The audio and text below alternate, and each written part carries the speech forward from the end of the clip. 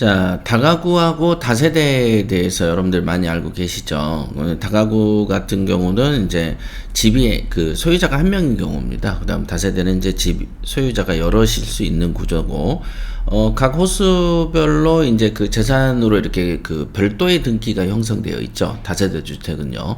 우리가 흔히 다세대 주택은 빌라를 말하는 거고, 그래서 다세대 주택은 처음부터 이제 1호, 2호, 3호 이렇게 하더라도 101호, 201호 뭐 이렇게 돼 있어도 개별 등기가 다 되어 있습니다. 그러나 다가구 같은 경우는 이제 개별 등기가 되어 있지 않죠.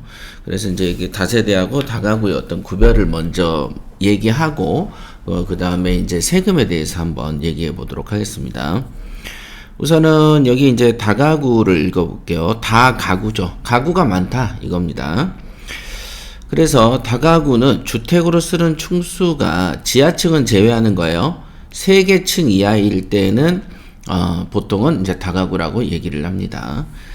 그 다음에 1층 전부 일부가 피로티 구조일 때에는 주차장으로 그 1층을 왜 필로티 구조로 해서 주차장으로 쓰고 그 위부터 이렇게 그 필로티 구조라는 건 기둥 구조죠. 이렇게 해놓고 요 위에다가 집을 얻는 경우가 있지 않습니까? 이렇게. 자, 이런 걸 이제 필로티 구조라고 하는데, 이렇게 이제 필로티 구조가 있는 경우에는 이제 1층이라고 하지만 사실상 1층에는 이제 주거가 없잖아요. 그래서 이렇게 1개 층, 2개 층, 3개 층, 1, 2, 3층 이렇게 해가지고 3개 층일 경우는 이제 다가구라고 얘기를 합니다. 그래서 나머지 부분을 주택 외의 용도로 쓰는 경우는 해당 층을 주택층에서 제외한다. 즉 주거용으로 사용하는 어떤 층수가 3개 층 이하일 때는 다가구 이렇게 얘기를 합니다. 그 다음에 그 한 개 동에 쓰는 주택의 바닥 면적이 660제곱이 아니어야 돼. 그러니까 200평이 넘지 않아야 되는 것이죠. 이 바닥 면적이라고 하는 것은 1층에 이 전체 바닥 면적이 있겠죠? 그 다음에 2층의 전체 바닥 면적, 3층의 바닥 면적을 합쳐서 200평이 넘지 않아야 되는 거죠. 그러니까 한 층당 60평 정도가 된다고 하면은 그 638, 180평이기 때문에 200평이 되지 않죠. 그런 경우를 통상 다가구라고 얘기를 합니다. 그 다음에 19세대를 넘어서지 않아야 됩니다. 그러니까 20세대쯤 돼버리면 이제 다가구로 보지 않는 것이죠. 그래서 다세대 주택은 이곳에서 다세대 주택은 뭐냐 그러면은 똑같습니다. 660 이하는 똑같은데 층수가 4개 층 이하인 경우에는 다세대라고 보는 것입니다. 그래서 보통 이제 다가구 그러면은 다가구는 1주택입니다. 1주택. 다가구는 1주택인데 다세대는 여러 주택인 것이죠.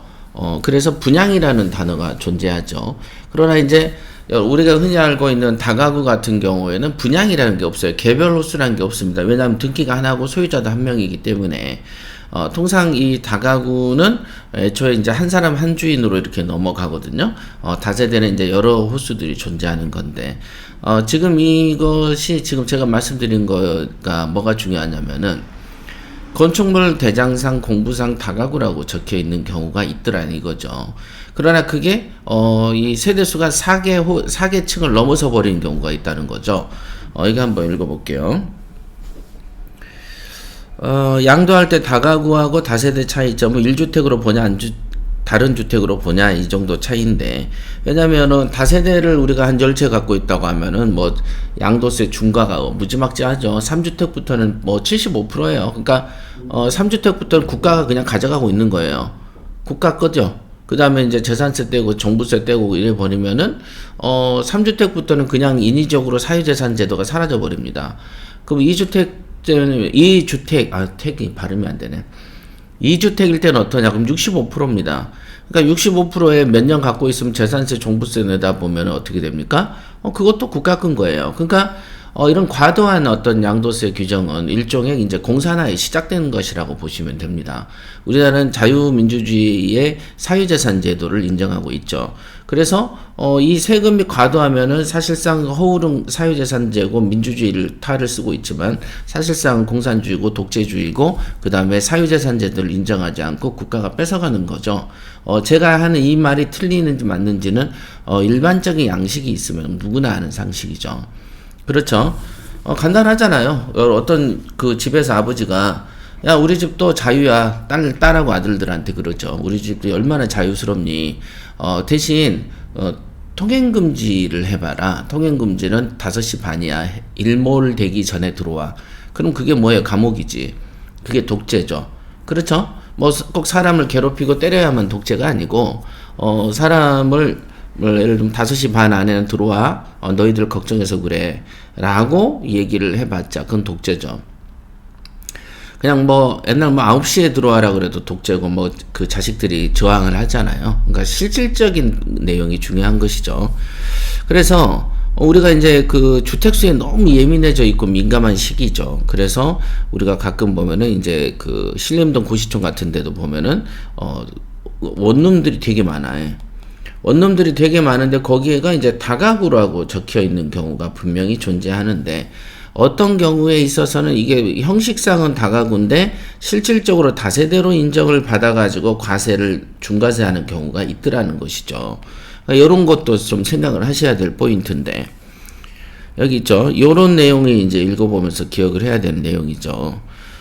수익을 높이기 위해서 4층 이상으로 건물을 일단 짓습니다. 그 다음에 다가구 주택으로 승인받기 위해서 그 중에 2개층 정도는 근린생활시설로 공사를 합니다. 그러니까 다가구는 보통 3개층 이하가 그 주택으로 사용했을 때 다가구니까 만약에 이제 5층으로 지었다고 생각해 보시죠. 1, 2, 3, 4, 5층. 그래서 이 2개층은 근생으로 빼고 3개층은 이제 주택으로 뺐어요. 그러면 이제 이게 어떻게든 다가구가 되죠. 그렇게 한 다음에 1, 2층에 있는 근생시설을 이제 불법 개조를 해서 원룸이나 이런 걸 만들어주기도 한단 말이에요.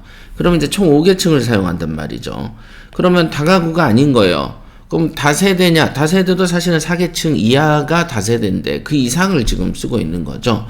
그러다 보면은 이 세법상 우리가 1주택이라고 했는데 국세청에서 이걸 알아채면은 이거를 실질주의라고 하기 때문에 세법은 실질주의라서 공부상의 용도보다 실제로 사용하고 있는 이 면적까지도 주택으로 봐버리는 경우가 있고 4층 이상의 원룸 건물지 이와 같은 방법을 이용한 곳이 많기 때문에 세무서에서 한번 볼 가능성이 더 있고 정기적으로 실시하는 내부 감사에서 지적사항이 될 가능성이 크기 때문에 이걸 우리가 다가구입니다 라고 팔아치웠어도 몇 년 이후에라도 야 이거 너 다세대 아니었니? 라고 해서 과세가 중과세 될 수도 있다라는 게 지금 세무사들의 얘기입니다. 그래서 우리가 이제 경매로 낙찰받을 때 이게 만약에 다가구라고 이렇게 적혀 있더라도 실질적으로 그 주택 면적이 3개층이 넘어간다면은 우리가 조금 더 나중에 팔 때를 대비해서 다가구인지 다세대인지를 한번